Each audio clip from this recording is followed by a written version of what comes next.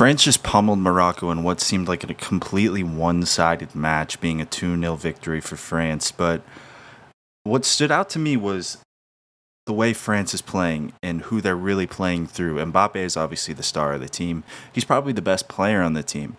But I think Michael Olise is potentially the most interesting player on France and in the World Cup because, the nonchalant gimmick, obviously.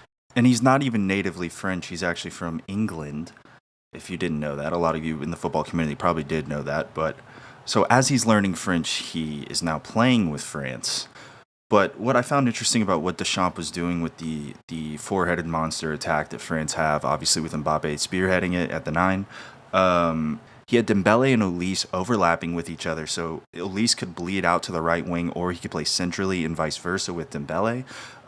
What seemed to be, for most of France's attacks, were they went directly centrally to Olise, who is an elegant player on the ball. He, is a maestro, honestly. He kind of dictates the speed of which they go. If he starts running faster, the whole team speeds up, it seems. And it almost seems like he has the finger on the pulse of the entire side.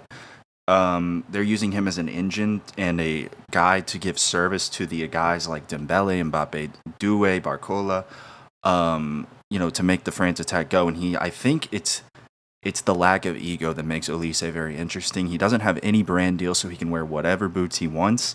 He seems like he's almost not interested in the typical, media circus that might follow some players. So I think that lack of ego and the ability, to be the assist guy per se, instead of, being the star man, gives France a unique edge because, he's world class, but he's willing to, be the third fiddle almost and let most of the attack go through Mbappe and Dembele, it seems, and he's willing to, dish off in clever little passes. If you really watch how he moves around, there's a lot of freedom. Deschamps, obviously, with the tactics, gave Olise a lot of freedom and told him, you can kind of drop where you see open space.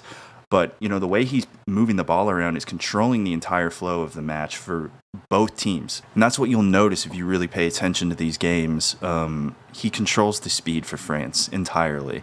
They have so much talent, and then they can, kind of cycle through all these world-class players, especially if you're in the football community, you already know that. But what Elise seems to be doing is almost unexpected because he's kind of playing like the Xavi or Iniesta role for this France team. He's not really, he has 0 goals, but he's the assist leader. And, if you look at his career with Bayern so far, he's been a goal man. So it seems like a kind of a stray from what he's typically known for, but it's working for France, and it's working for him specifically. His valuation is going up in the international market as we speak, by the way, especially with this dismantling in Morocco. It was unnoticeable, but he was extremely good if you paid attention. And that capability that Olise brings makes France a completely different team than just playing directly with service to Mbappe. He can do it in many different ways. They can speed up, slow down, get it to Mbappe, get it to Dembele, get it to Doué and Olise, obviously. So it makes the midfield's job a lot easier, too, because if they control the tempo, they control the game. They can lose possession, they can gain possession, they can counterattack, they can hold the ball for as long as they possibly want. It doesn't seem like there's going to be a team with this much versatility that's going to be able to, match France. Unless France have a really bad day, it seems like Olise is the most interesting player because he brings so much versatility to that France attack. They have 3 guys who are just going to run straight at you, and Olise is willing to drop back and be that creator. So that makes France completely unguardable, in my opinion.